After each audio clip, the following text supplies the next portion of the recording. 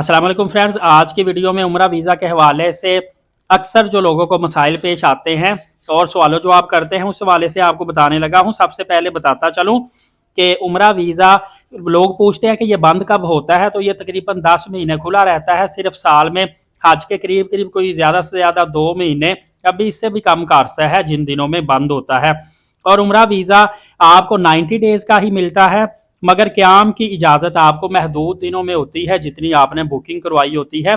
कुछ दोस्तों ने पूछा था कि क्या ये वीज़ा एक्सटेंडेबल होता है, तो किसी भी सूरत में उम्रे का वीज़ा एक्सटेंडेबल नहीं होता। एक भाई ने पूछा था कि पासपोर्ट की मुद्दत कितनी होनी चाहिए। पासपोर्ट की मुद्दत 6 से 8 माह लाजमी होनी चाहिए सफ़र करने से पहले, फिर आपका उम्रा वीज़ा लगेगा, क्योंकि कम से कम 6 मंथ वैलिडिटी होती है। कोई 21 दिन आपने वहाँ पे स्टे भी करना होता है। एक भाई ने पूछा क्या 2 साल से कम उम्र का छोटे छोटे बच्चों का वीज़ा लगता है, तो जी हाँ, छोटे बच्चों का भी उम्रा वीज़ा लगता है और उसकी फ़ीस भी पूरी होती है। इसमें एक भाई ने पूछा था छोटे बच्चे के डॉक्यूमेंट कौन से चाहिए, तो डॉक्यूमेंट में बच्चे का भी पासपोर्ट बनता है, पासपोर्ट चाहिए होता है, 7 तस्वीरें और FRC चाहिए होता है। ख़वातीन के हवाले से पूछा गया था कि क्या ख़वातीन बगैर महरम उम्रा कर सकती हैं, तो दोस्तों जो 18 साल से कम उम्र की हैं वो तो ब्लड रिलेशन के साथ अपने रिलेटिव के साथ जाएंगी।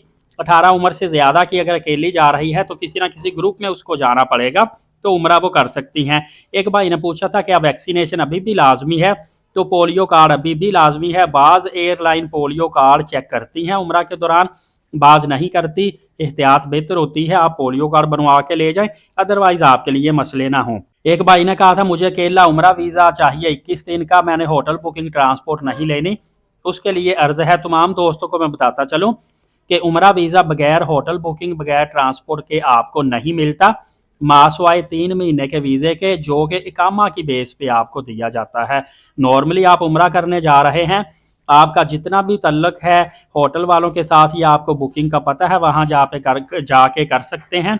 फिर भी आपको बगैर होटल बुकिंग ट्रांसपोर्ट के उम्रा वीज़ा इस वक्त नहीं मिलेगा। एक भाई ने कहा था कि उम्रा वीज़ा पर हम जॉब कर सकते हैं। बिल्कुल कानूनी जुर्म है, आप जॉब नहीं कर सकते, पकड़े गए तो आपके लिए बहुत बड़ा मसला पेश आ जाएगा। और एक भाई ने कहा था हम उम्रे वीज़े पर मैक्सिमम कितने रियाल लेकर जा सकते हैं, तो मैं आपको डॉलर बताता हूँ, उसको आप रियाल में मल्टीप्लाई कर लें।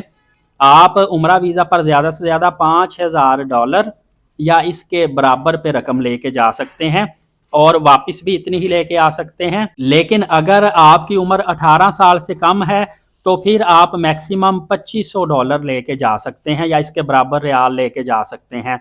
18 साल से ज़ायद उम्र का है तो $5000, 18 साल से कम उम्र का है तो 50% लेस होगा, मतलब $2500 या इसके इक्वल आप एयरपोर्ट से रकम लेके जा सकते हैं। एक भाई ने कहा था कि क्या मैं उम्रा वीज़ा पर दमाम रियाज जा सकता हूँ। जी हाँ, बिल्कुल, आप जिस मर्जी शहर में जा सकते हैं। यहाँ पे एक आपको बात बताता चलूँ, कुछ लोग ऑफलोड हुए हैं उम्रा वीज़ा पर जाते हुए एक छोटी सी गलती की वजह से।